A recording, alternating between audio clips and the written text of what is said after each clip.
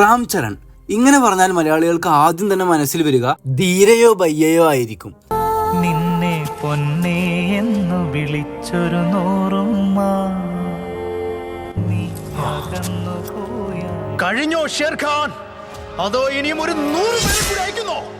ആ 2 സിനിമകൾ കൊണ്ട് മാത്രം രാം ചരൺ നേടിയ ഫാൻ ബേസ് കേരളത്തിലാണെങ്കിലും തെലുങ്കിലാണെങ്കിലും വളരെ വലുതാണ്. 19 വർഷത്തോളം ആയിട്ടുള്ള സിനിമാ കരിയറിൽ വെറും 15 സിനിമകൾ മാത്രം ചെയ്ത ഒരു ആക്ടറാണ് രാം ചരൺ.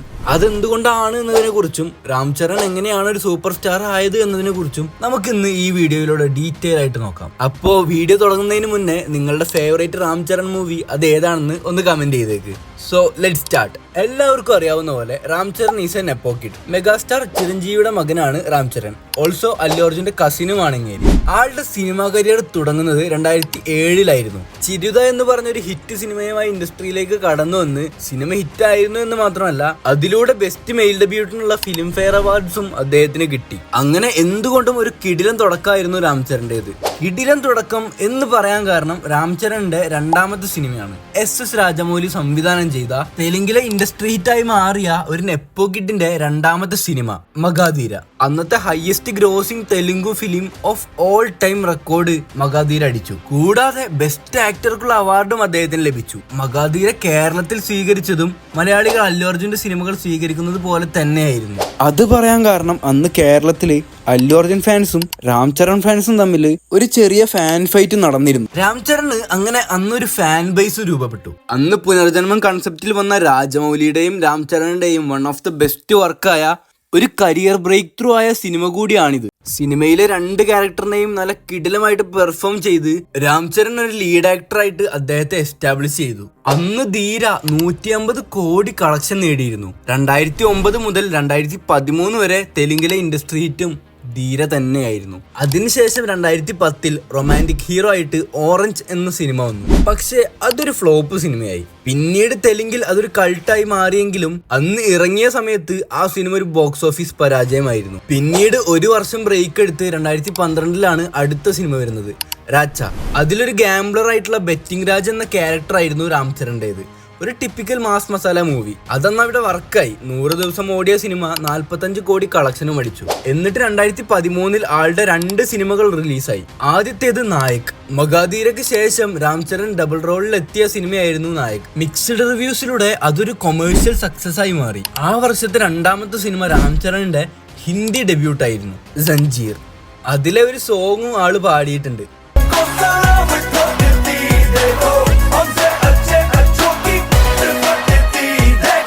പേരൻസിനെ കൊന്നവരോട് പ്രതികാരം തീർക്കുന്ന ഒരു റിവെഞ്ച് സ്റ്റോറിയാണ് പ്ലോട്ട്. വലിയ എക്സ്പെക്ടേഷനോടെ ഇറങ്ങിയ ആ സിനിമ പക്ഷേ ഒരു ബോക്സ് ഓഫീസ് ബോംബായി മാറി.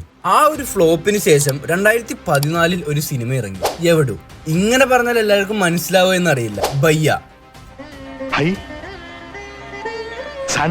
രാം ചരണിനെ ധീരയ്ക്ക് ശേഷം മലയാളികൾ ഏറ്റവും ഓർത്തിരിക്കുന്ന ഇഷ്ടപ്പെടുന്ന ഒരു ഫാൻ ഫോളോയിങ് ഉള്ള സിനിമയാണ് അല്ലു അർജുന്റെ ക്യാമിയോ കൂടി വന്ന ബയ്യ.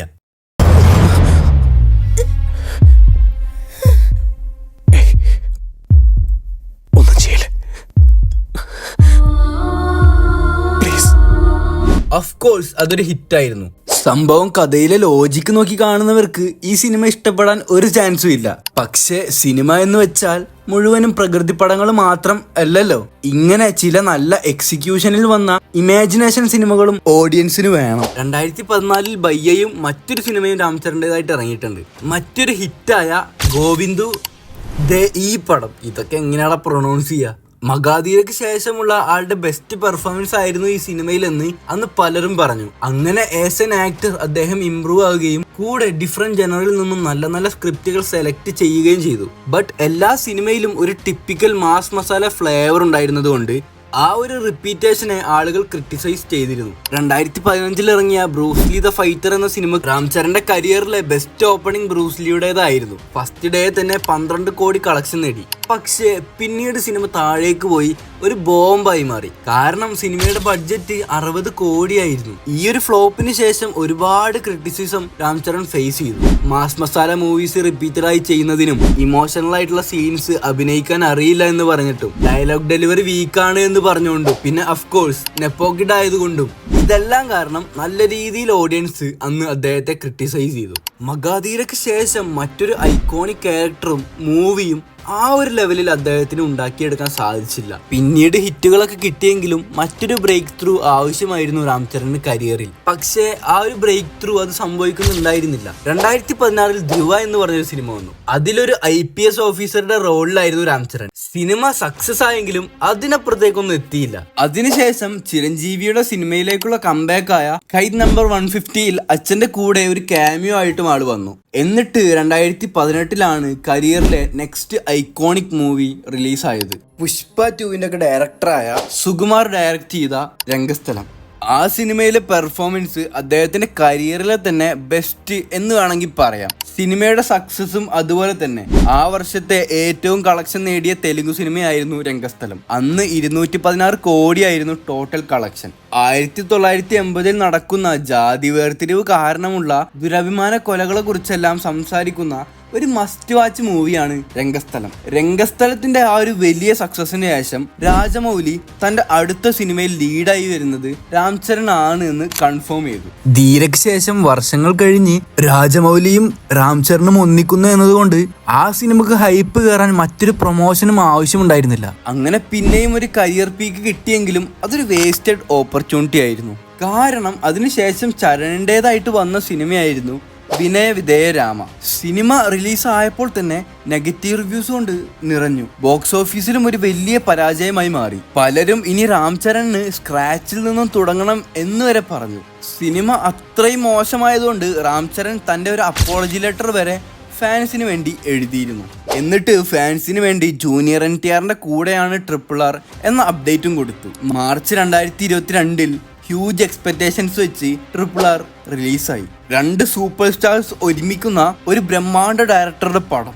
സിനിമ പ്രതീക്ഷിച്ചതുപോലെ തന്നെ നല്ല അഭിപ്രായങ്ങൾ നേടി. ഇന്ത്യൻ സിനിമയിലെ തന്നെ 3rd ഹയസ്റ്റ് ഗ്രോസിംഗ് സിനിമയായി മാറി. ആ ഒരു വലിയ വിജയത്തിന് ശേഷം 2022 ചിരഞ്ജീവിയുടെ കൂടെ ആചാര്യ എന്ന സിനിമയിൽ രാം ചരൺ വന്നു. സൂപ്പർ സ്റ്റാർ അച്ഛൻ മകൻ കോംബോ ഉണ്ടായിരുന്നെങ്കിലും സിനിമ ബോക്സ് ഓഫീസിൽ ഡിസാസ്റ്ററായി മാറി. അതിനുശേഷം ശങ്കർ ഡയറക്റ്റ് ചെയ്ത ഗെയിം ചേഞ്ചറും ഒരു ഡിസാസ്റ്ററായി. ഈ 2 ഫ്ലോപ്പ് മൂവീസിനും പകരം വെക്കാനായി പെഡിയുമായി ഈ വർഷം രാം ചരൺ വരുന്നുണ്ട്. അങ്ങനെ മൊത്തം 19 വർഷത്തിൽ 15 സിനിമകളും അതിൽ 6 ഫ്ലോപ്സും 4-5 ബ്ലോക്ക് ബസ്റ്റേഴ്സുമായി ഒരു നല്ല ഫാൻ ബേസോടെ രാം ചരണിന്റെ കരിയർ പോകുന്നുണ്ട്. സിനിമകൾക്കിടയിലെ ഒരു വലിയ ഗ്യാപ്പിന് കാരണമായി അദ്ദേഹം പറയുന്നത് അദ്ദേഹത്തിന് കുറേ സിനിമകൾ ചെയ്യുന്നതിന് പകരം ഒരു സിനിമയുടെ സ്ക്രിപ്റ്റ് സെലക്ട് ചെയ്യാൻ മാത്രം കൂടുതൽ സമയമെടുക്കുന്നുവെന്നും അതേപോലെ വലിയ സ്കെയിലിലുള്ള മഗാധീര, RRR, രംഗസ്ഥലം അതുപോലത്തെ സിനിമകൾക്ക് വലിയൊരു സമയം പ്രൊഡക്ഷൻ എടുക്കുന്നതും മറ്റു ബിസിനസ്സുകൾ കൂടി ശ്രദ്ധിക്കുന്നത് കൊണ്ടുമെല്ലാമാണ് ഈ സിനിമകൾക്കിടയിലുള്ള ഗ്യാപ്പിന് കാരണം എന്ന് രാം ചരൺ പറഞ്ഞിട്ടുണ്ട്. സോ ഗൈസ്, അപ്പോൾ നമ്മുടെ രാം ചരണിന്റെ കരിയറിലെ അനാലിസിസ് വീഡിയോ ഇവിടെ എൻഡ് ആക്കുകയാണ്. വീഡിയോ ഇഷ്ടപ്പെട്ടാൽ ലൈക്ക് അടിക്കുക, വീഡിയോക്ക് ഒരു സപ്പോർട്ടായിട്ട് വീഡിയോക്ക് ഹൈപ്പ് അടിക്കുക. If you like the content, do subscribe. Take care, bye bye.